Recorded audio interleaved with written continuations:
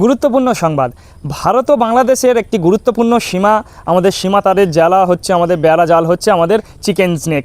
শিলিগুড়ির রাজগঞ্জ ও ঝুমাগাজ এলাকা থেকে মাননীয় স্বরাষ্ট্রমন্ত্রী অমিত শাহজিও আমাদের পশ্চিমবাংলার মুখ্যমন্ত্রী শুভেন্দু অধিকারীকে সঙ্গে নিয়ে উনি শনিবার অর্থাৎ 18 তারিখে শনিবার আনুষ্ঠানিকভাবে 77 কোটি টাকার যে স্মার্ট ফেন্সিং ব্যবস্থা চালু করেছেন ভারত ও বাংলাদেশের সীমাহীন ও বর্ডারে।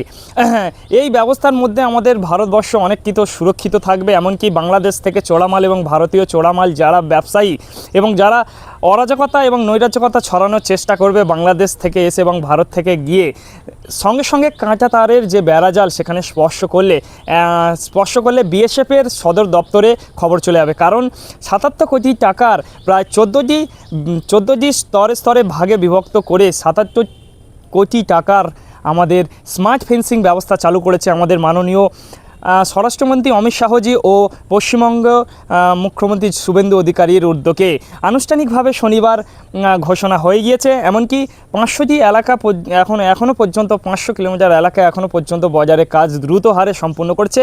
এতে আমাদের দেশের খুবই উপকৃত হয়েছে। প্রায় 77 কোটি টাকার যে স্মার্ট ফেন্সিং ব্যবস্থা চালু করেছে তার জন্য ভারত সরকারকে স্যালুট। এখানে আমাদের দেশের নিরাপত্তা জড়িত আছে, তাই অসংখ্য ধন্যবাদ সরকারকে। সবাই ভালো থাকবেন, সুস্থ থাকবেন। জয় হিন্দ, বন্দে মাতরম, রাধে রাধে রাধে রাধে রাধে রাধে।